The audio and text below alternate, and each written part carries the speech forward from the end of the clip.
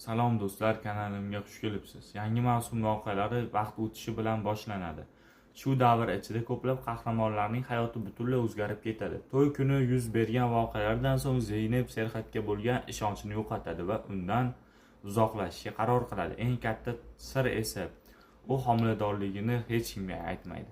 Ammo bu sir uzoq vaqt yashirin qolmaydi. Haqiqatni bilgan Serhat Zeynepni qaytarish va hali tug'ilmagan farzandi bilan birga bo'lish uchun qo'lidan kelgancha barcha ishni qilishga tayyor bo'ladi. U o'tmishdagi xatolarni tuzatishga urinadi, ammo bunga erishish oson bo'lmaydi. Shu bilan birga Serhat hayotini butunlay o'zgartiradigan yana bir haqiqatni bilib qoladi. Kadir uning biologik qizi ekanini ma'lum bo'ladi. Bu xabar Serhatni chuqur pushaymonga soladi.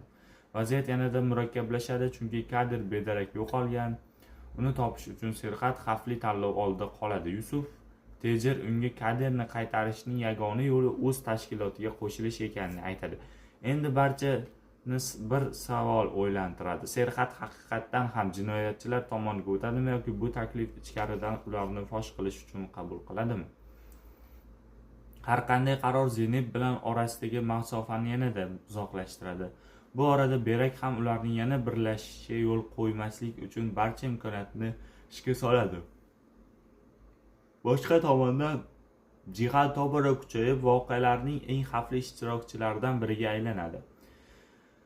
Yangi mavsumda eski tartib buziladi, yangi ittifoqlar tuziladi, xiyonatlar va sirlar esa barcha qahramonlarning taqdirini o'zgartirib yuboradi. 33-qism bilan boshlanadigan ikkinchi mavsum tomoshabinlarga hissiyotlarga boy voqealar, keskin qarama-qarshiliklar va kutilmagan burilishlar va'da qilmoqda. Sizningcha Zeynep va Serhatni kechira oladimi? Serhat Kadirni topishga muvaffaq bo'ladimi? Fikrlaringizni izohlarda yozib qoldiring. Keyingi videolarda uchrashguncha xayr.